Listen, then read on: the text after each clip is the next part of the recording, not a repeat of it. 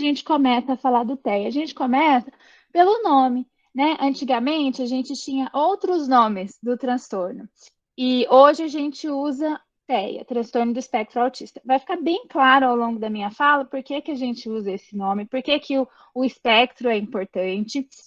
E uma coisa que os autistas pedem é para a gente tomar um pouco de cuidado na forma que nos referimos a eles. Então, a gente não fala assim, portador de autismo, ou sofre de autismo, porque isso traz uma sensação de doença, que o autismo não é. O autismo, ele é um jeito diferente de receber os estímulos sensoriais do mundo, processar e devolver uma resposta. Então, é um jeito diferente de entender o mundo. Não é uma doença. Não sendo uma doença, não tem cura.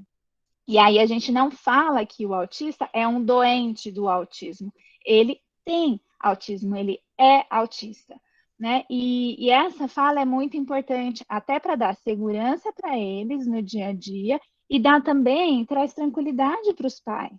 Né? Porque se a gente fala assim, sofre de autismo, já tem uma conotação de dor associada. E o objetivo não é esse. Uma outra coisa bem interessante também é que os próprios autistas eles mudaram o símbolo do TEA, que antes eram essas pecinhas de quebra-cabeça, dando a sensação de que tinha algo faltando com o TEA, tinham pecinhas faltando, e por isso que eles funcionam do jeito que eles funcionam. E aí eles mudaram para esse símbolo que eu acho lindo, que é esse arco-íris multicolorido, exatamente para dar a ideia da diversidade dentro do espectro e dessa amplitude de manifestação que o TEA traz.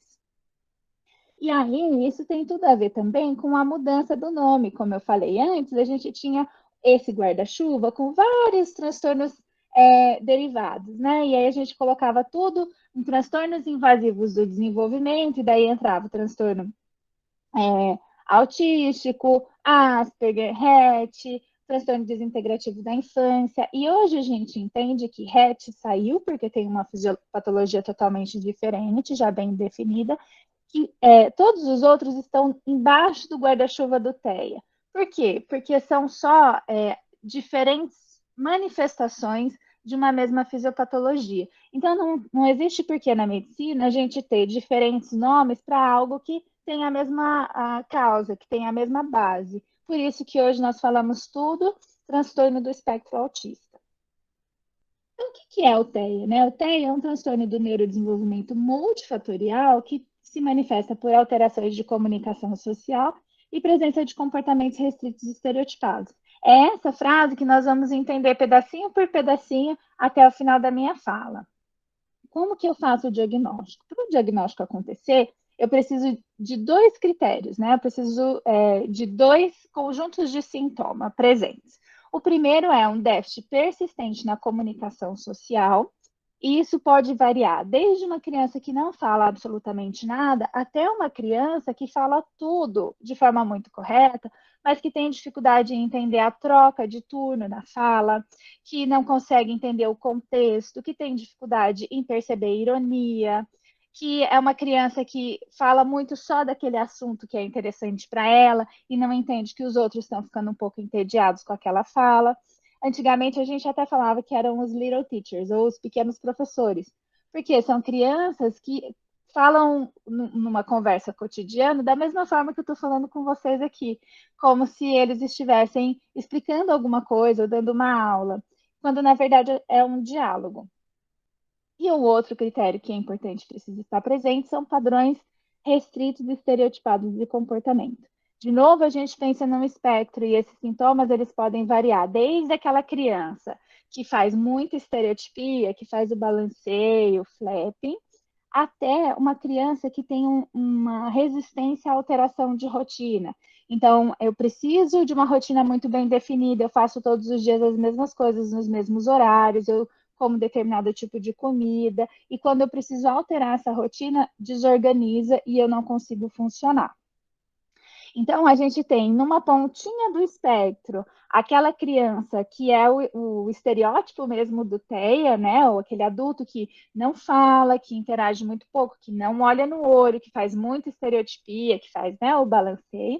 E na outra pontinha do espectro, eu tenho pessoas que passam quase desapercebidas socialmente. Então, são pessoas que a gente fala, nossa, mas tem alguma coisa, né? Ou é uma pessoa solitária, é uma pessoa que não interage muito socialmente, uma pessoa muito rígida, mas nem sempre essas pessoas recebem o diagnóstico. E uma coisa que é bem comum acontecer, por exemplo, é quando a criança recebe o diagnóstico, a gente conseguir fazer o diagnóstico de adultos na família, ou de algum dos pais, ou de algum tio, às vezes até dos avós. Por quê? Porque eles estavam tão numa pontinha do espectro, nessa pontinha, né, que os sintomas eles se aproximam muito dos sintomas das características de pessoas típicas, que eles não foram identificados até a vida adulta. E aí, eu adoro essa imagem, porque eu acho que facilita muito para a gente entender como que é essa variedade no TEA. Então, eu tenho aqui dificuldade de comunicação e alterações sociais, que é o critério A. E aí eu tenho o foco em interesse, sensibilidade e rotina e repetição, que é o critério B.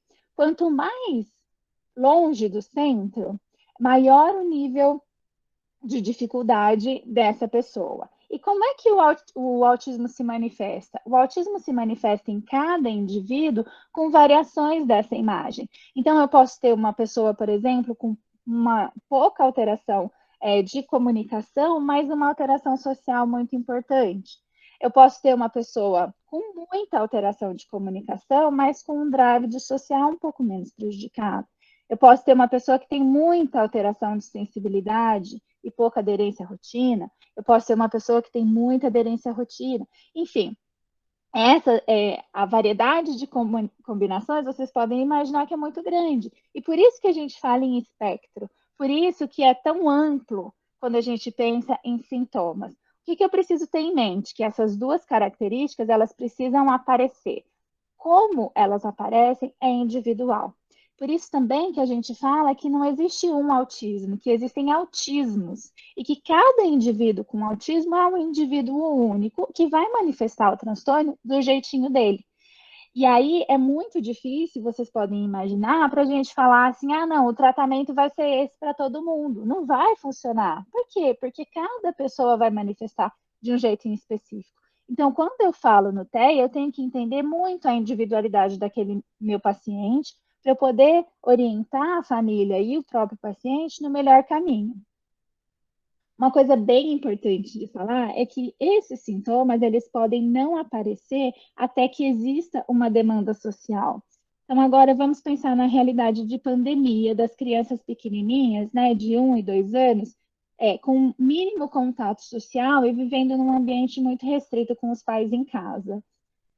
Às vezes a família não percebeu o sintoma. Por quê? Porque a criança está numa rotina estruturada em casa, ela não tem o contato, ela não precisa brincar de forma livre com pares, né? Ela está em casa num ambiente restrito, que tem uma rotina que ela está confortável, o ambiente é confortável para ela, e aí os sintomas não aparecem.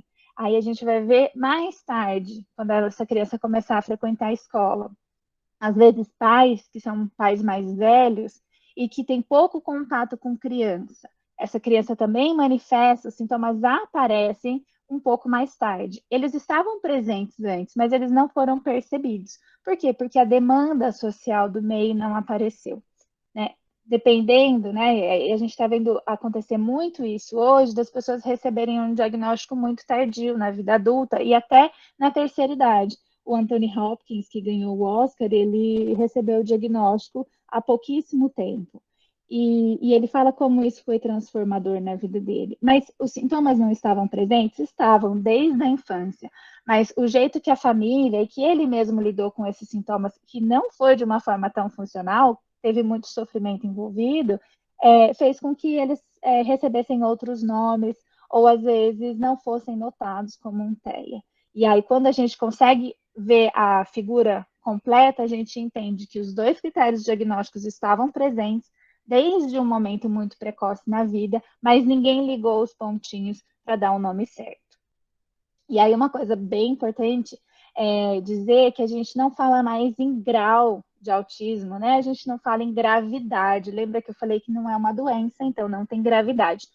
Nós falamos em nível de suporte. O que são esses níveis de suporte? É o que o nome fala. Quanto suporte essa pessoa precisa para navegar no dia a dia dela. Então, o nível 1 de suporte é um TEA que precisa de algum suporte, mas um suporte mínimo. O nível 2 é o que precisa de um pouco mais de suporte, e o nível 3 é o que precisa de suporte em quase todas as atividades do dia. Então, o nível 3 seria aquela criança com TEA, né, ou um adulto com TEA que precisa de suporte para vestir, comer, para organizar o dia de forma a ter as necessidades básicas preenchidas. O nível 2 de suporte é aquela criança que precisa, né, ou o adulto que precisa de algum suporte, mas ele já tem certa independência. Então, é um indivíduo que consegue se autogerir sozinho, né? Então, ele consegue acessar e procurar comida, tomar banho, navegar naquele dia, mas ele tem dificuldade, por exemplo, em fazer gestão financeira ou em ter um trabalho que é um pouco mais complexo. E o nível 1 de suporte é o nível que a gente precisa, às vezes, fazer pequenas adaptações no ambiente, para que aquele ambiente fique mais confortável. É um indivíduo que muito provavelmente consegue trabalhar, que pode ter relacionamentos amorosos, então pode casar, se quiser, pode ter filhos também. Então, é um nível que necessita de suporte mínimo. Uma coisa que os próprios autistas também pedem para que a gente deixe de usar é o termo autismo leve, porque não é leve. É leve para quem? Para eles, não. Por quê? Apesar deles precisarem de um suporte mínimo, ainda o TEA impacta na vida deles. Essa é uma foto da Carol, que tem essa página Autizando. Ela é uma menina que tem uma cognição assim absurda. Ela já fez odonto, agora ela está cursando medicina numa federal. E ela tem uma disfunção motora e de percepção, né, de espaço e navegação motora gigantesca. Então, ela cai muito.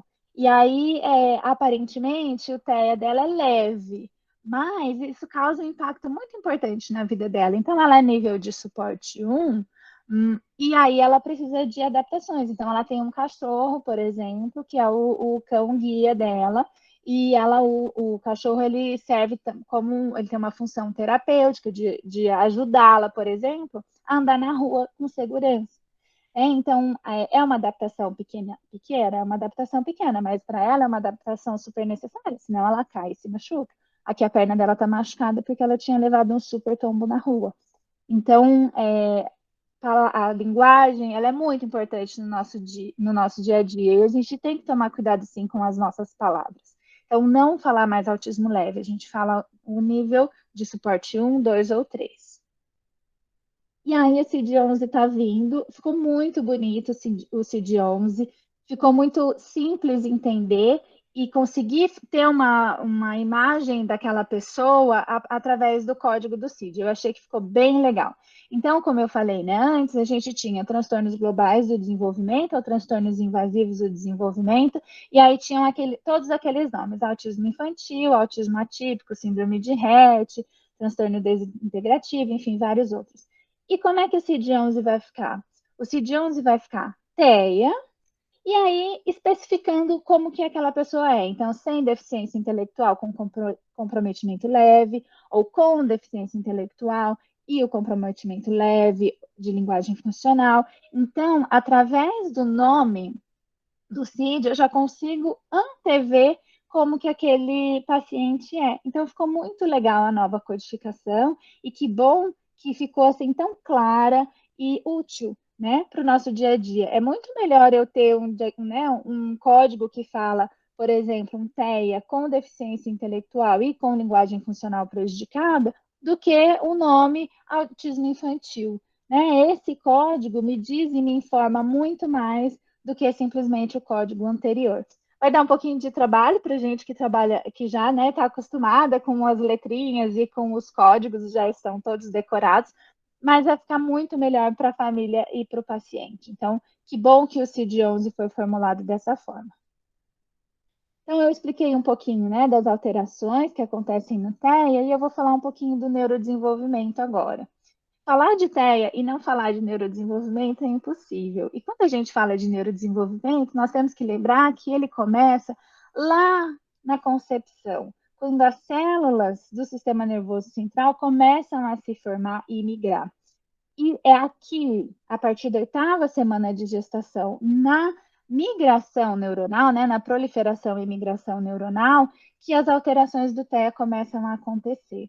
É muito importante a gente pensar e ter em mente essa linha do tempo, porque ainda, infelizmente, algumas pessoas falam das mães geladeiras, porque lá na década de 80 falavam que a causa do TEA era uma dificuldade de vínculo da mãe com o filho e que essas mães eram mães muito frias e que não respondiam, que não davam afeto às crianças, e por isso as crianças desenvolviam o transtorno do espectro autista. E hoje a gente sabe que essas alterações do TEA começam na 8ª semana de gestação. Então, qual mãe sabe que está grávida na 8ª semana de gestação?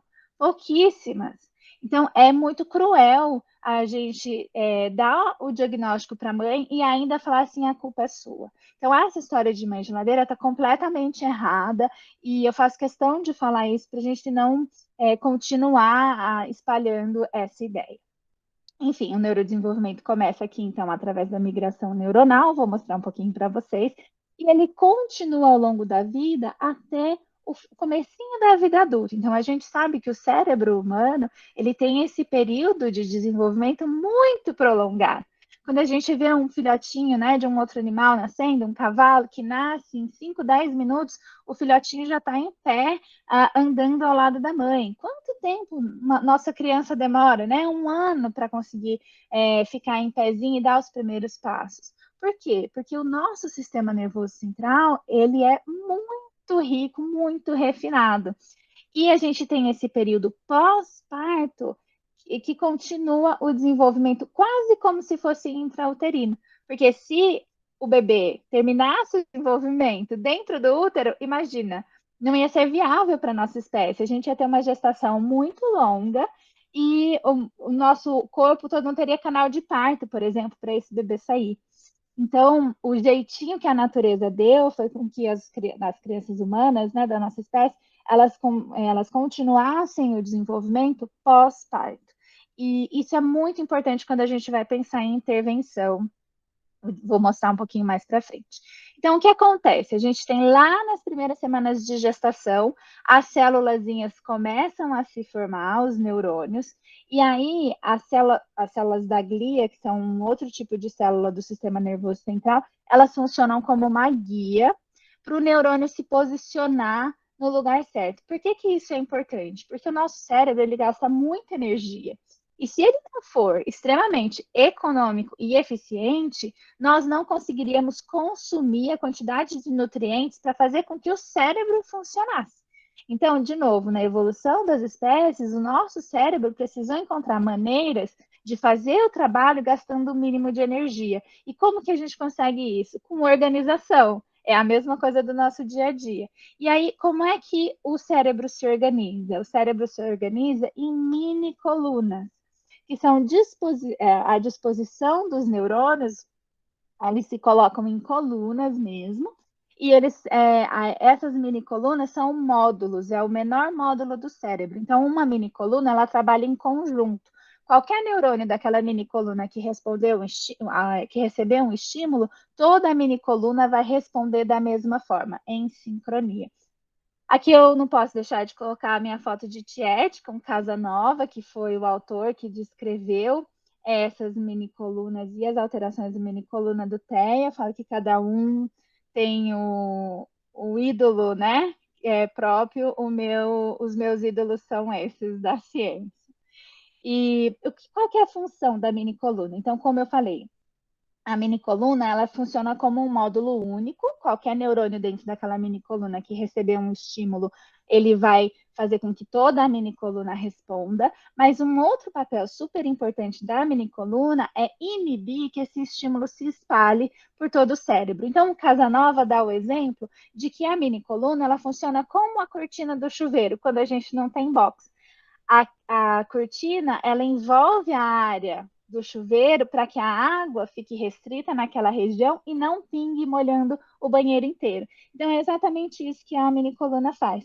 Ela faz com que o estímulo ele permaneça localizado e ele corra na direção certa, sem espalhar para todo o resto do sistema nervoso central.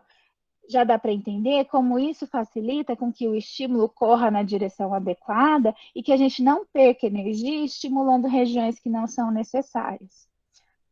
No TEA, a gente viu que as mini colunas elas estão alteradas. Então, aqui há uma foto de cérebro de histopatologia de um cérebro sem TEA.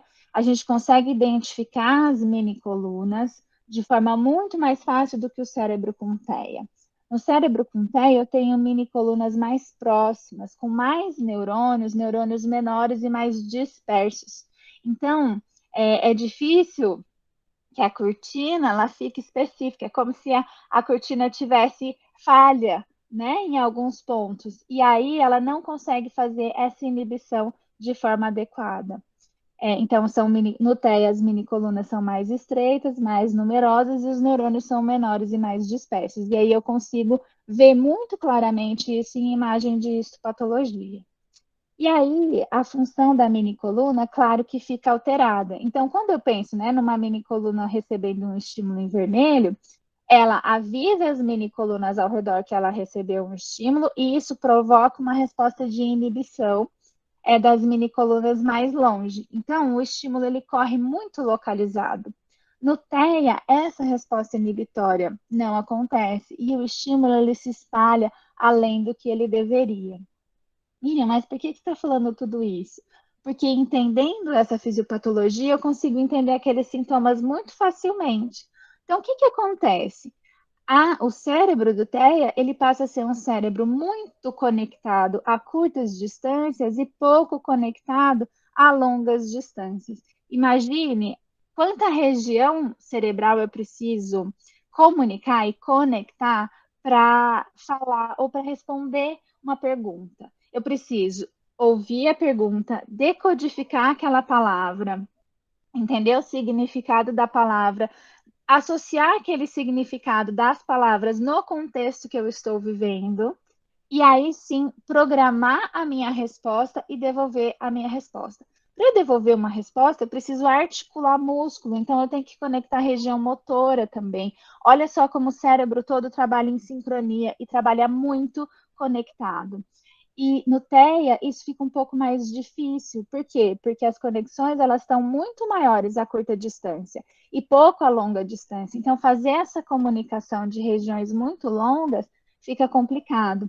Aí, né, em São José, em Curitiba, é fácil pensar, é só tirar todas as rápidas. Imagine a gente tirar todas as rápidas de Curitiba e você precisa atravessar, sair de São José dos Pinhais e chegar lá no Parque Barigui. Vocês vão conseguir fazer isso? Vão. Quanto tempo vai demorar? Qual é a chance de você se perder? Se você tem que ir só nas ruinhas pequenininhas. Quão mais fácil é acessar rápida e ir direto de um ponto ao outro? É exatamente isso que acontece no cérebro do TEA. Não tem as rápidas. E a informação, as conexões, elas precisam ir pulando por caminhos pequenininhos. Às vezes caminhos que não estão bem estabelecidos. E aí, a chance de acionar regiões que não deveriam ser acionadas e da informação se perder nesse caminho todo, tanto na ida como na volta, é muito maior. E aí, o que a gente vê, então? Que essa maior conexão a curta distância, ela favorece uma discriminação do que está acontecendo. Uma atenção a detalhes, a perceber um pedacinho pequenininho, ou, por exemplo, num código de computador, onde é que está o erro. E aí a gente entende nos sintomas eles brincando com um objeto só com uma partezinha. Então, no carrinho, eu fico girando a rodinha para ver a rodinha girar e não consigo entender o contexto do todo. Eu consigo observar a luz do brinquedo, mas não qual a função que aquele brinquedo tem. Ou eu gosto do barulho que faz, mas eu não consigo de novo entender qual é a função como um todo. Eu não consigo ampliar o meu olhar. Uma outra frase que é meio comum do TEA é que eles enxergam a árvore, mas não a floresta. Então, eu consigo ver a formiguinha que está no caule da árvore, mas eu não consigo ampliar o meu olhar e entender que aquela árvore faz parte de um ecossistema muito maior que a floresta. É basicamente isso. Então, assim eu entendo os interesses restritos, assim eu entendo a rigidez de rotina. Então, se eu sei que eu tenho um horário para tomar café da manhã, para almoçar, que eu tenho uma rotina na escola, Eu sei já, eu já preparo o meu cérebro para aquilo. Imagina você pegar uma criança que tem dificuldade de comunicação e alterar a rotina dela e levá-la para um ambiente que ela desconhece. Ela não sabe onde é o banheiro, ela não sabe pedir para ir, ela não sabe se vai ter comida ou não. Olha quanta ansiedade isso gera. Eu costumo dizer que é como se a gente pegasse um avião para fazer uma férias num resort do Nordeste e que você está super preparada para descansar e não fazer nada, e quando você acorda, você desce na China, que você não consegue ler uma placa, não consegue entender o que eles estão falando, não consegue se comunicar, não consegue entender os lugares, o que está acontecendo, um monte de estímulo sensorial diferente ao mesmo tempo. Então, é essa sensação de uma criança com TEA quando a gente leva ela para um ambiente novo. E por isso que daí, quando a gente vai pensar nas adaptações, eu preciso adaptar, antecipar a rotina, explicar para essa criança o que vai acontecer para favorecer que o cérebro dela funcione de uma maneira mais eficaz. E essa dificuldade de conectar a longa distância é que faz com que essa generalização esteja prejudicada. Então, a dificuldade em entender contexto, dificuldade em generalizar o aprendizado, em ampliar e levar o que ela aprendeu na terapia para a vida real. E se a gente pensa que é um cérebro hiperconectado com dificuldade de inibição, a gente também tem que pensar que essas crianças têm uma chance 40% maior de ter crises convulsivas, e isso também impacta na manifestação clínica. Então, eu, como profissional de saúde, tenho que estar atento a esses sintomas para conseguir entender. Ai, Miriam, mas é muito fácil identificar uma crise convulsiva. Uma crise convulsiva generalizada é muito fácil, né? Aquela que a pessoa cai no chão, perde a consciência, fica com contração tônico-clônica. Agora, imagine uma criança que é mais na pontinha de cada espectro, né? Que não tem uma comunicação muito efetiva, que é cheia de estereotipia, tendo uma crise de ausência. Como é que eu vou identificar que aquela criança está tendo uma crise de ausência? Ou que está tendo uma crise focal, que ela só faz um movimento repetitivo com o braço, mas ela já faz tanta estereotipia que eu tenho que estar a família também orientada e o profissional de saúde atento para entender que, opa, aquela estereotipia está meio esquisita, será que não pode ser uma crise convulsiva? Eu tenho que investigar melhor isso? Então, é muito importante eu ter essas informações na minha nuvem para que eu possa acessá-las quando necessário. E aí, esse é o neurodesenvolvimento pré-natal. Lembra que continua ao longo da vida. E como que continua? Como que o desenvolvimento continua ao longo da vida? Ele continua pela integração dos sistemas, ou seja, conectando regiões a longa distância. E quais são os sistemas que são interrelacionados para o desenvolvimento? Então, é o sistema sensorial, como eu percebo os estímulos do meio, o meu sistema motor, que é o meu corpo se preparando, né, e planejando toda a minha movimentação, e o meu sistema social cognitivo. É a integração desses três sistemas que faz com que o nosso comportamento seja tão rico e tão sutil no nosso dia a dia.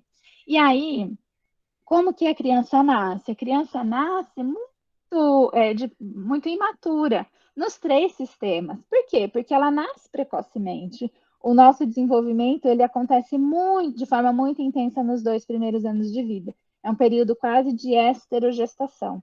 E aí a criança vai aprendendo desde o básico, então um bebezinho muito pequenininho, ele já tem um interesse maior em olhar para faces. O bebezinho, desde a primeira semana de vida, ele consegue reconhecer a face do cuidador e a voz do cuidador principal.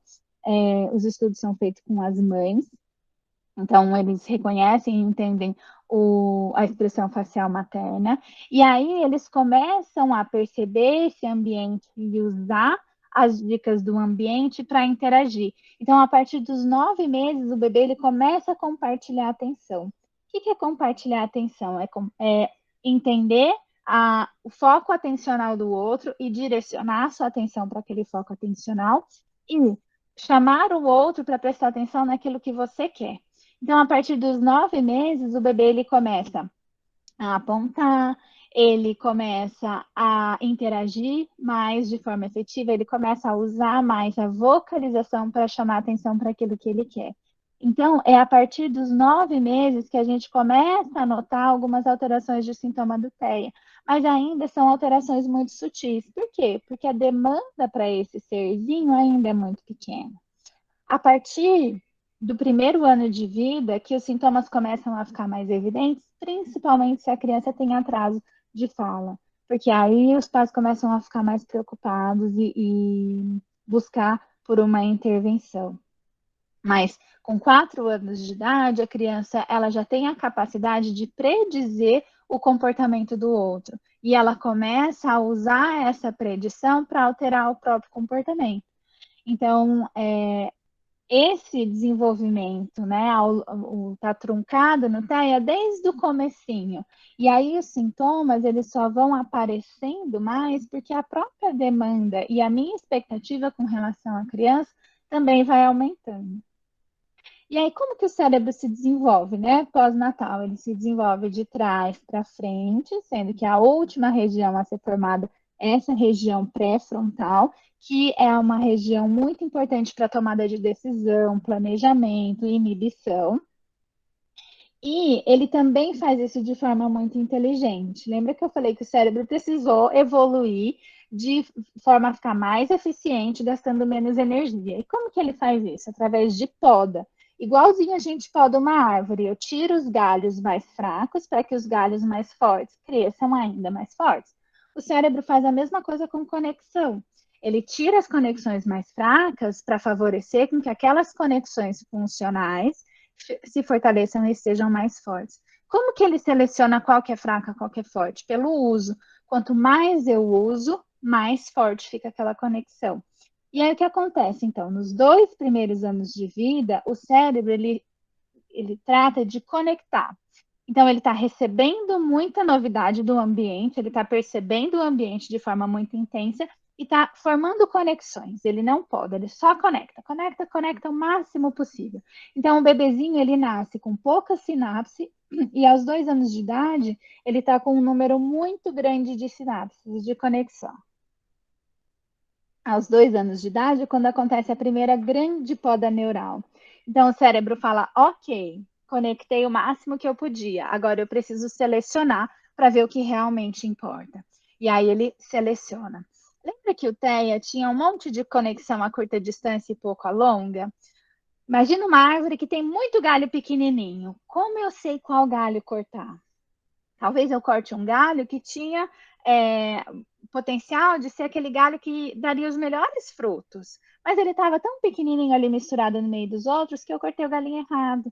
É isso que acontece no cérebro da criança com TEA também. É difícil entender qual conexão cortar se eu tenho tantas conexões misturadas, se as conexões não estão tão fortalecidas. Por isso que a gente fala tanto em tratamento precoce e usar essa janela do neurodesenvolvimento. Porque se eu consigo fazer uma estimulação precoce antes dos 2 anos de idade, eu consigo fortalecer essas conexões. E aí, quando a poda neural vier, ela já vai ter dicas mais claras do que podar e o que não podar. E aí acontece mais uma grande poda, mais ou menos aos 4 anos, mais ou menos aos 6 anos e mais ou menos na adolescência. O que a gente tem que pensar, né? E de novo ter na nossa nuvem da poda neural. A poda dos 2 anos ela é muito importante porque é a primeira grande poda. E é quando a maioria das crianças que tem TEA regressivo manifestam os sintomas. Por quê? Às vezes era aquela conexão pequenininha que estava mantendo o desenvolvimento da linguagem, mas como ela não estava tão saliente quanto as outras, ela foi podada. E aí a linguagem regride. E aí foi aí que começaram também as notícias das vacinas, porque aos 2 anos as crianças eram vacinadas e começavam com sintoma regressivo. Mas a causa da vacina? Não. Os sintomas eles já estavam presentes antes. Nós que não tínhamos esse olhar treinado para perceber. E a vacina não é causa, foi só um acontecimento concorrente, que aconteceu de ser na mesma época. E aí fica até hoje essa lenda, né, de que vacina causa autismo. Isso é mentira, já tem muita pesquisa mostrando que isso é mentira, que não tem nada, não tem nenhuma associação de vacina com autismo, mas por causa dessa coincidência de idades, isso aconteceu. A gente precisa vacinar as nossas crianças, as vacinas são essenciais para a sobrevivência da nossa espécie, e a gente tá, né, vivenciou isso muito claramente com a pandemia, então não tem a ver vacinação com autismo. E uma outra coisa bem importante de lembrar da poda é que a poda aos 13 anos ela é muito epileptiforme, isso em todas as crianças, tanto que tem epilepsia benigna juvenil. Mas no TEA, com crianças que já têm uma predisposição a ter mais crise convulsiva, essa poda que é epileptiforme, ela é mais impactante ainda. Então, nós que estamos cuidando desses adolescentes, nós temos que estar atentos. Por exemplo, estava indo super bem o comportamento, respondendo bem ao tratamento, de repente parou de responder, parou de evoluir. Será que essa criança não está tendo crise convulsiva e nós não estamos percebendo? Então, de novo, vale uma avaliação um pouco mais detalhada, talvez fazer um acompanhamento com o neurologista, pedir um eletroencefalograma mais longo para tentar entender se essa criança não está tendo crise convulsiva e é isso que está impactando no comportamento dela. Então, quando a gente pensa no cérebro e no funcionamento do cérebro, a gente nunca pensa num pássaro, né, nos neurônios voando meio sozinhos, assim, cada um no seu espaço, com uma função muito bem definida. O funcionamento do cérebro, ele é como essa revoada de pássaros. Então, é a conexão que faz com que o cérebro funcione do jeito que ele funciona. Então, a mesma área, dependendo da conexão com as áreas diferentes, vai ter uma função e uma resposta diferente. E isso, então, que faz com que o cérebro trabalhe de forma tão rica e refinada.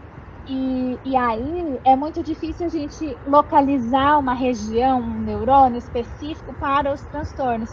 Por quê? Porque é esse conjunto, essa sincronia do cérebro trabalhando junto que faz com que a resposta aconteça. Então, o cérebro ele é extremamente flexível e muito preciso ao mesmo tempo, né? Então, a gente precisa entender melhor desse funcionamento tão complexo para que a gente possa direcionar o tratamento, então, da melhor forma. E como que isso acontece? Só para dar um exemplo, né? Então, aqui eles fizeram esse estudo para a gente pensar assim, né? Então, a gente tem esse aqui é o típico e aqui são as hipóteses do TEA. Então, o típico está o tempo todo conectando regiões a longa distância para ler a imagem e conseguir responder. Então, aqui é uma ação muito simples, você passa, o seu vizinho fala oi, como é que você está? E estica a mão para apertar. Isso aqui é pré-pandemia, né? Hoje a gente dá o tchauzinho só de leve. E a gente consegue fazer a leitura do contexto e do movimento do nosso vizinho de forma muito clara e precisa. E aí a gente ajusta o nosso comportamento a essa leitura do meio. Qual que é a hipótese do TEA? É que essa leitura do ambiente ela está prejudicada. Então a imagem que eu vejo não é essa imagem em sequência, é essa imagem toda bagunçada aqui. Se eu vejo essa imagem, eu consigo organizar o meu comportamento e dar uma resposta adequada a ele? Não, por quê? Porque o que eu estou recebendo do meio é muito confuso. Um outro estudo verificando o padrão visual das pessoas com TEA mostra, por exemplo, como eles leem uma página da internet de forma diferente. Então, aqui, onde que está a saliência, né? Onde estão as coisas mais importantes? Na manchete, na foto, nas palavras principais que estão destacadas no texto, que é onde a gente olha. Onde o TEA olha? O TEA olha muito mais para o centro da página, um olhar muito mais disperso, às vezes para algo que é do foco de interesse, mas que não é tão relevante. Miriam, e por que que isso é importante? Isso é importante até para eu pensar na hora de como eu vou escrever a orientação para um adulto com TEA. Como é que eu vou fazer meu quadro de rotina para criança com TEA? Então, se eu colocar um quadro de rotina com muita informação, cheio de coisas, será que ela vai conseguir olhar para esse quadro de rotina de um jeito funcional e usar no dia a dia? Talvez não. Então, eu tenho que reduzir, eu tenho que usar mais o centro da página, que é onde eles olham, ao invés da periferia. Eu tenho que usar do interesse restrito que aquela criança tem. Então, é uma criança que adora dinossauro. Então, o meu quadro de rotina vai ser do tema de dinossauro. Porque daí eu trago esse interesse, eu trago a atenção dela para aquilo que eu estou querendo ensinar. Então, entender todo esse funcionamento do cérebro é muito importante na minha prática mesmo. Por isso que eu escolhi falar sobre tudo isso com vocês hoje. E lembra que eu falei que era multifatorial e que tinha um impacto genético importante? E a genética é como essa xícara de café, a genética e o ambiente, né? A gente tem uma somatória dos fatores genéticos e ambientais que fazem com que essa xícara transborde ou não. Então, vamos supor que transbordou, significa que vai ter teia. Se essa pessoa tem um tantão de café, que é a carga genética, se eu colocar um pouquinho de leite, a chance de transbordar já é grande. Se essa pessoa tem um pouquinho de carga genética, mas tem muito fator ambiental, também vai transbordar a xícara. E, de novo, lembra que eu falei das várias combinações de apresentação clínica do TEA? Exatamente o tanto de variação que eu tenho nessa combinação do café com leite, do ambiente com a genética para fazer a xícara transbordar. Então, eu posso ter, imaginem quantos tipos de café com leite vocês podem degustar na vida, né? Desde o do café preto até o puro leite. Todas essas combinações intermediárias podem acontecer no TEI.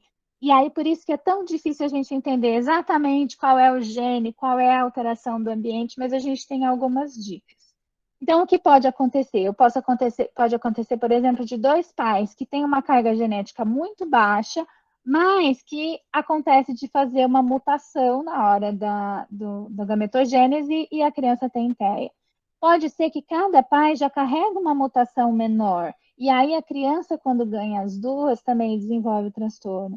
Ou pode ser que um pai, né, um dos pais tenha a mutação e o outro tem uma carga genética maior que predispõe à TEA. E daí a somatória da mutação com a carga genética faz com que a criança tenha TEA.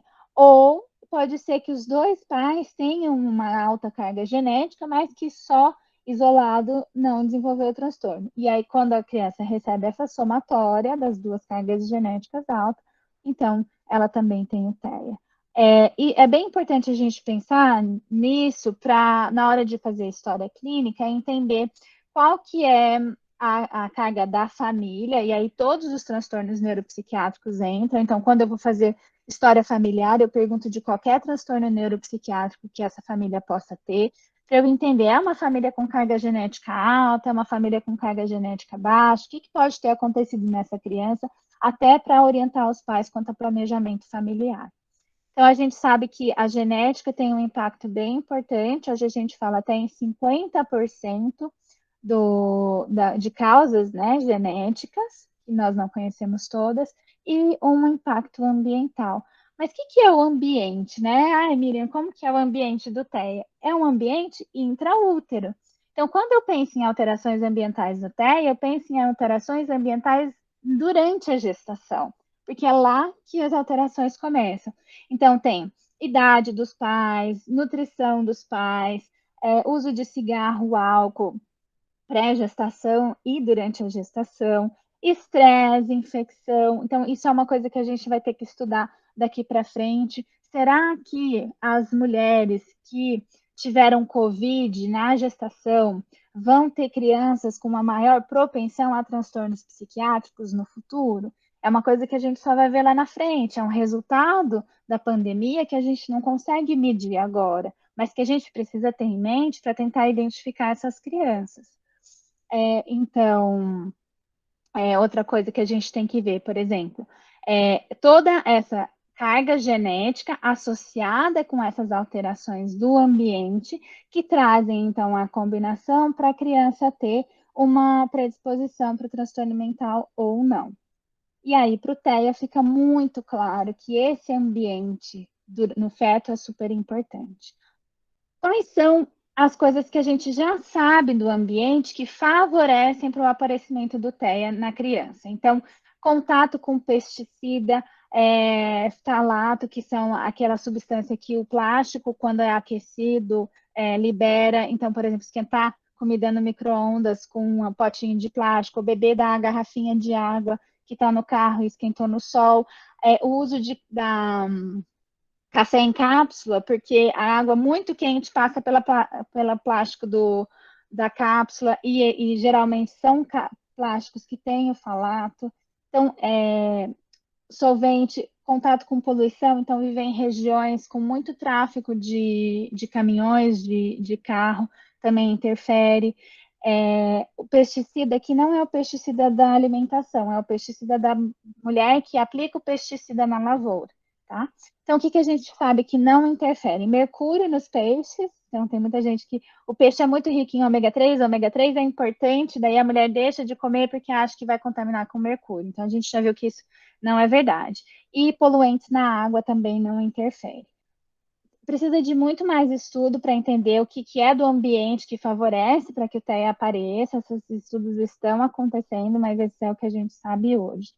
O que a gente entende que é protetivo, que faz com que a gente diminua esse impacto do ambiente? Então, reposição de folato, vitamina D e ômegas na gestação, a gente sabe que tem um impacto positivo.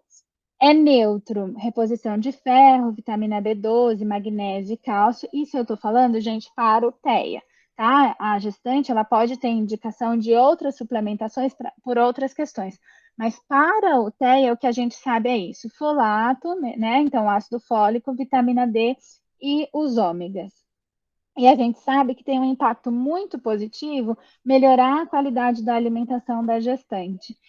Ai, Miriam, mas é caro. Mas se a gente for e ensinar essa gestante, por exemplo, a usar produtos de época, ter uma alimentação mais variada, incluir frutas, incluir verduras na sua dieta, é mais barato do que, às vezes, comprar um suplemento alimentar. Então, eu preciso ensinar essa gestante a comer bem, a prestar atenção na alimentação, porque isso é protetivo para o neurodesenvolvimento da criança. Então, é super importante. Quando eu penso em prevenção de saúde mental, eu penso no cuidado com a gestante, porque a saúde mental do bebezinho, ele começa lá dentro durante a gestação. Então, cuidar das nossas gestantes é essencial para o cuidado da saúde mental das nossas crianças. E aí, o que eu posso fazer como profissional de saúde quando eu tenho essa criança com TEA, né, ou esse adulto com TEA na minha frente? Então, acho que a coisa mais importante é eu acolher essa família, entender as particularidades dessa família, entender como o transtorno impacta no funcionamento da família e orientar nessa perspectiva de desenvolvimento do filho. Né? Então, explicar para os pais as particularidades do transtorno, como isso pode impactar no dia a dia dele, como facilitar a vida dessas pessoas no cotidiano. A gente tem que ter um cuidado muito grande com a clínica, então é comum que a autista tenha alergia, eles têm mais alergia do que a população geral. Eles também têm gripe, otite, infecção, apendicite, e muitas vezes, por causa do quadro clínico do TEA, essas questões clínicas elas não são bem avaliadas ou elas passam desapercebido. E aí a criança deixa de ter um tratamento adequado e ela vai manifestar com alteração de comportamento.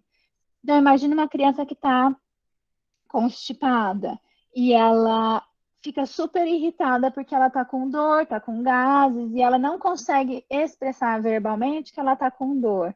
O que ela vai fazer? Ela pode até começar a ter comportamentos autolesivos, porque é o jeito dela informar que aquela parte do corpo está doendo. Então, eu estou com dor de cabeça, eu começo a bater na minha cabeça, ou bater minha cabeça na parede, por exemplo. Então, eu preciso entender e tomar cuidado com essa questão clínica nos nossos pacientes com TEA. E sempre buscar informação baseada em evidência, porque na psiquiatria de forma em geral, mas no TEA a gente vê isso de forma muito frequente, surgem tratamentos milagrosos, técnicas que prometem algo coisas que são impossíveis. E para aquela família que tem já uma dificuldade de leitura, de contexto, que não sabe onde buscar informação, essas pessoas são muito boas em marketing. E aí a família compra ideia, às vezes eu já vi casos de família vender em casa para buscar um tratamento que se dizia milagroso e era claramente falso. Às vezes colocar as crianças em risco, então tem um tratamento de MMS que fala que o autismo está relacionado à alteração de microbiota intestinal, realmente está, mas não é a causa, é uma consequência. E aí eles tratam essas crianças com eles fazem lavagem intestinal dessas crianças com água sanitária, com que boa. E imagina a dor que essas crianças sentem, é um processo, um tratamento super invasivo, que não tem, não é baseado em nenhuma ciência, que é super errado, é danoso, e as famílias fazem porque acreditam que a partir disso a criança vai ser curada. Então a gente tem que tomar bastante cuidado e pesquisar, ver se faz sentido aquilo que está falando ou não, se faz sentido baseado em tudo isso que eu falei, né? Nossa, mas como é que uma lavagem intestinal vai alterar a conectividade cerebral? Não vai. Então, é muito importante que a gente informe a família com segurança, com informação baseada em evidência. E o que, que a gente pode fazer? Então, é, os comportamentos são diversos. É importante que eu selecione um comportamento-alvo para que eu consiga abordar esse comportamento, um ou dois. Não adianta querer abraçar o mundo e tentar resolver tudo ao mesmo tempo. Identificar qual que é o domínio responsável por aquele comportamento e aí pensar alternativas junto com os pais para lidar com aquilo. E como assim domínio? Então, por exemplo, é uma alteração de comunicação, às vezes a criança fica super irritada porque ela quer falar alguma coisa e não consegue, então eu preciso facilitar a comunicação daquela criança para que esse comportamento disruptivo desapareça. É uma questão de rigidez, então a criança está muito rígida, está com uma rotina muito inflexível. Como é que eu vou flexibilizar isso? Como é que eu vou usar dessa rigidez para que essa criança tenha segurança também no ambiente? O sensorial ganha a coroa de super importante, porque as alterações sensoriais do TEA impactam em todas as áreas do funcionamento da criança. Então, pode ser uma dificuldade auditiva, então eu não tolero determinado som, ou eu não tolero a sensação da roupa no meu corpo, isso me traz um desconforto muito grande, como é que eu vou lidar com isso? E, de novo, clínico. Se essa criança não consegue referir dor, a gente tem que estar atenta, e a família tem que estar atenta para perceber como é que aquela criança demonstra que está com dor, para poder fazer uma investigação adequada. Para terminar, quero só deixar a frase da Temple Grandin, que eu sou também super fã. Ela é uma autista extremamente bem-sucedida na área dela, que é de zootecnia e dentro da comunidade autista. E ela fala que o mundo necessita de todos os tipos de mente. Então, essa diversidade, ela é essencial para que a gente se desenvolva como espécie, como humanidade. E o que a gente quer é que os autistas eles se sintam confortáveis e estejam bem incluídos e vivendo em sociedade. Então, o objetivo do tratamento é trazer esses autistas para a vida, para o nosso cotidiano e aprender com eles, não só ensinar. Era isso. Obrigada, gente. Bom, eu tinha certeza que ia ser maravilhoso, né? Estar aqui, eu e a Karen conversando, falando algumas coisas no WhatsApp, enquanto a gente está arrepiada com a sua fala, né? Muito obrigada mesmo. Eu queria só, antes de dizer algumas coisas que eu anotei, agradecer aqui a presença da dona Antônia, amiga. A dona Antônia é uma pessoa bastante importante aqui em São José dos Pinhais, pela luta. A dona Antônia tem uma ONG e que luta pela causa dos autistas aqui em São José. Então, já há bastante tempo. Eu fico bastante lisonjeada com isso, porque a gente alcança não só os profissionais de saúde, né, a residência que está aqui presente, mas também a comunidade, as pessoas, que eu acho que isso é bem importante também quanto papel da escola, né? Então, obrigada, dona Antônia, por estar aqui com a gente. Algumas coisas que você trouxe, sim, eu queria fazer só uma reflexão, até te dizendo a minha percepção em relação a isso, o quanto as questões, não negando a clínica de forma alguma, ou negando o diagnóstico, mas o quanto as questões subjetivas estão envolvidas na família e na pessoa que tem o TEA, né? E a gente muitas vezes reproduz isso me chamou bastante atenção, mesmo que de forma não intencional, né? Mas que a gente a gente reforça o estigma e o preconceito a essas pessoas, a essa família, né? Então, isso me chamou bastante atenção, principalmente quando você traz, né? Você é autismo leve, a gente fala até como se fosse uma coisa boa, né? E realmente leve para quem, né? E isso é muito importante a gente, enquanto profissional de saúde, prestar atenção mesmo na nossa fala, na nossa. Às vezes a gente só consegue isso a partir de estudos, estudando cada vez mais, escutando a própria pessoa que é acometida, né, e que passa por isso, e principalmente a família. Acho que tradicionalmente, durante o curso da história da saúde mental, da história da psiquiatria, há uma indicação de culpabilização da família, não só pelo transtorno do espectro autista, mas todos os transtornos mentais. Então, sempre, durante a história toda do processo médico da psiquiatria e da saúde mental, muito foi culpabilizando a família. Então, ele é assim porque a família faz assim, né? E a gente tem que tomar muito cuidado também com isso, porque a família sofre muito, né? Ô, E. Fê, Oi, e uma amiga. coisa que é super importante a gente pensar é que a família, ela não tendo orientação adequada, ela não vai saber lidar com aquilo que está acontecendo. E ela vai buscar, dentro dos conhecimentos que ela tem, a forma que ela acha que é melhor lidar. Então, talvez a família não está fazendo o jeito, né, um jeito adequado, mas não porque ela quer fazer, mas é porque ela não sabe. Aquele é o jeito que ela sabe. E quando a gente fala, ah, você está fazendo errado, tem que fazer diferente, olha que impacto que isso traz para aquela mãe que está sofrendo, que está preocupada com o filho, né? Enquanto a gente pode falar, nossa, eu entendo que não está fácil e que você está tentando lidar com isso dessa forma, mas e se a gente tentasse diferente? Olha como a minha fala já traz a atenção mais para a solução e menos para culpar, né? Menos para apontar o dedo, você não está fazendo como deveria. Então, é muito importante que a gente, como profissional de saúde, tenha esse cuidado mesmo.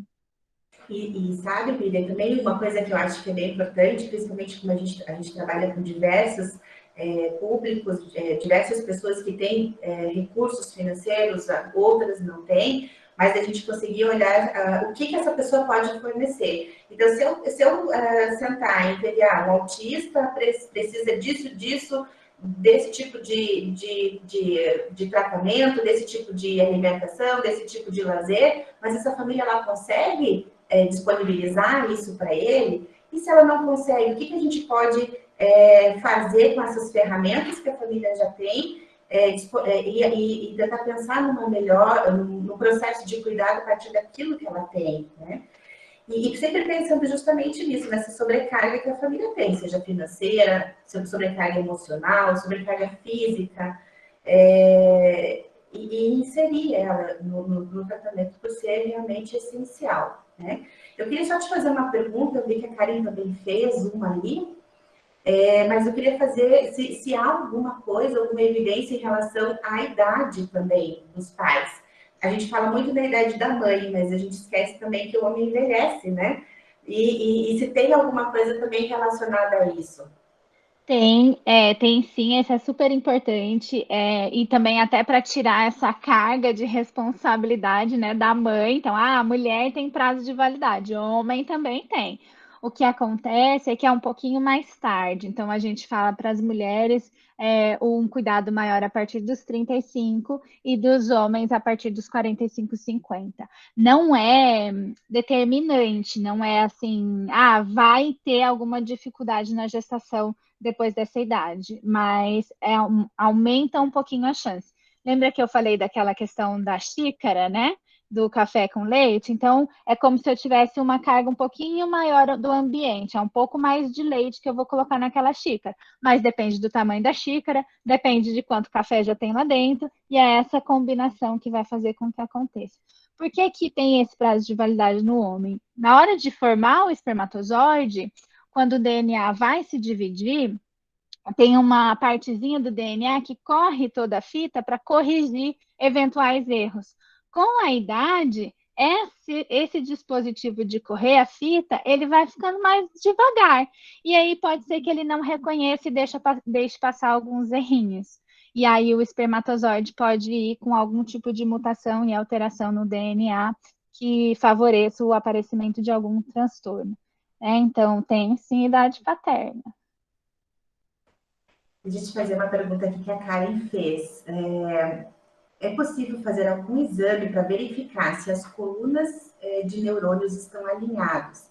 e assim concluir o diagnóstico via exames além dos sinais clínicos? É verdade que escreveram um artigo informando que em 2025, a cada 2 crianças, uma apresentará TEA? São Super duas legal questões essa pergunta. pontos. Então, nossa, muito importante. Obrigada. É assim, a primeira coisa, né? Não tem exame. O diagnóstico do TEA é clínico. Essas alterações todas que a gente vê são a nível de pesquisa.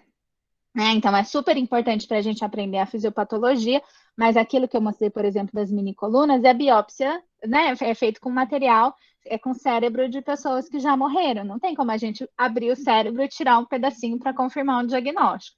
Então, não tem exame. Tem alguns estudos com eye tracking, que é essa coisa de rastreamento do olhar, que eles estão em fase final, mas para auxílio diagnóstico. Então, como todo exame complementar, né? Não vai ter uma máquina, nenhum exame que confirme ou não. Mas isso, em combinação com as alterações clínicas, também ajuda. Tomografia, ressonância, a gente tem muito estudo com ressonância funcional, por exemplo, mas são pesquisas, são estudos que nos ajudam a entender o funcionamento, e não são estudos para auxílio diagnóstico na clínica. O que é muito válido é a equipe multi, né, Fer? Você sabe, assim, que trabalhar com TEA não dá para trabalhar sozinho, e inclusive o papel do médico no TEA, ele é muito limitado. A gente é um coadjuvante no tratamento. E aí, a avaliação de uma equipe multi com esse olhar para o TEA faz toda a diferença. Então, muitas vezes, por exemplo, é uma avaliação neuropsicológica que vai me dar dicas do funcionamento daquela criança e de como usar as habilidades que ela tem de uma forma mais efetiva. Às vezes, é a avaliação da TO, terapeuta ocupacional, que vai avaliar essa questão sensorial da criança para fazer as adaptações sensoriais do ambiente. Então, o que ajuda mais no diagnóstico é esse olhar da equipe multi do que um exame, né, de imagem ou mesmo com o uso do eye tracking.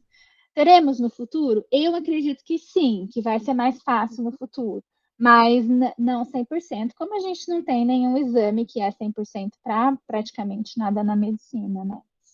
E qual que era a outra pergunta, Fê? Eu esqueci. É verdade que há estudo, um artigo, que em 2025, para cada 2 crianças, uma vai ter TEA, uma vai apresentar TEA. Não, até tem uma discussão muito grande na academia se realmente está acontecendo um aumento na prevalência do TEA. O que a gente sabe hoje é que tem aumento no diagnóstico, né? Então, o que acontecia antigamente? Antigamente, essas crianças, muitas vezes elas eram institucionalizadas, ou as famílias que tinham algum recurso colocavam essas crianças, por exemplo, longe, afastadas, então colocava essas crianças na fazenda, ou ia morar com um outro parente distante. Muitos autistas, eles optaram por vidas reclusas, então era o tio ermitão que vivia lá em cima da montanha, ou então aquele que foi para a igreja para fazer um voto de silêncio e ter uma vida super rígida no monastério. Então, os autistas, eles estavam presentes, mas eles não apareciam tanto. O que aconteceu é que a nossa sociedade está muito fluida. Antigamente, a gente tinha um código de conduta super rígido. Então, eu tinha uma vestimenta que era aquela específica, eu não tinha tanta variedade. Eu tinha um código para cada ambiente que eu ia, então tinham regras muito claras de como eu devia me comportar, como eu dava oi, como eu sentava, né? E hoje é tudo muito fluido. Hoje eu tenho diferentes formas de fazer a mesma coisa. Eu posso me vestir de diferentes jeitos, e isso faz com que uma pessoa que tem essa dificuldade de flexibilidade apareça mais. Então, a gente está colocando mais foco nos testes, a gente está descobrindo mais, e por isso que o número tem aumentado tanto, mas não significa que o número em geral aumentou. Tem essas questões do ambiente que impactam, né, que a gente sabe, então, por exemplo, agrotóxico, poluição, idade, a gente sabe que a população está tendo filhos mais velhos, então talvez esteja tendo um aumentinho, mas não de cada 2 crianças uma teteia. Mas você sabe que essa situação do aumento, a gente tem na prática, a gente tem essa percepção, né? Meu Deus, quantas pessoas estão vindo, e cada vez que vai passando o ano, mais pessoas estão sendo vistas, né, e encaminhadas. E realmente, ou né, tem essa situação, ou não eram vistas, e aí hoje está aparecendo. Mas você sabe mais ou menos uma estimativa de prevalência, de um quantitativo que a gente pode entender em relação à população geral, quantos são autistas? Os estudos de prevalência mais conservadores, eles falam em 1%. Os menos conservadores em 2%. Então, entre 1 e 2% da população. E isso é constante, não está aumentando. Tem um estudo que é super famoso do CDC dos Estados Unidos, que daí eles fazem, né? A cada 4 anos eles fazem uma reavaliação, e aí os números estão aumentando, a cada ano eles aumentam mais. Mas tem uma questão de metodologia do estudo muito importante, e a própria realização do estudo pode impactar nesses números, porque eles estudam algumas cidades específicas. Então, se a família sabe que aquela cidade específica tem um bom tratamento para a TEA, e o meu filho começa a apresentar sintomas e eu tenho a possibilidade de morar naquela cidade, eu vou para aquela cidade. E aí, quando eu vou fazer a pesquisa, nossa, o número aumentou, mas não é que aumentou no mundo todo, é que aquela cidade acabou virando um atrativo e está chamando mais pessoas para morar lá. Então, esse estudo do CDC, que muita gente usa para falar, nossa, cada vez que o começo do estudo era 150, depois foi 88, né? Um para cada 150, um para cada 88, e agora está um para cada 54. Meu Deus, vai ser todo mundo. Não, tem todo esse viés do estudo que a gente tem que olhar a metodologia com cuidado. E isso acontece aqui nos grandes centros também, né? Então, a gente que está aqui recebe muita gente de fora, porque Curitiba acaba sendo o grande centro, né? Curitiba, São José, essa região metropolitana toda, das pessoas que estão fora, que tem realmente cidades que não têm uma estrutura mínima, talvez, para atender, né? O autista, enfim, qualquer outro transtorno mental. Obrigada, Obrigada, Miri, por gente. tudo. Um abraço a todo mundo. Tchau, tchau, gente. Obrigada.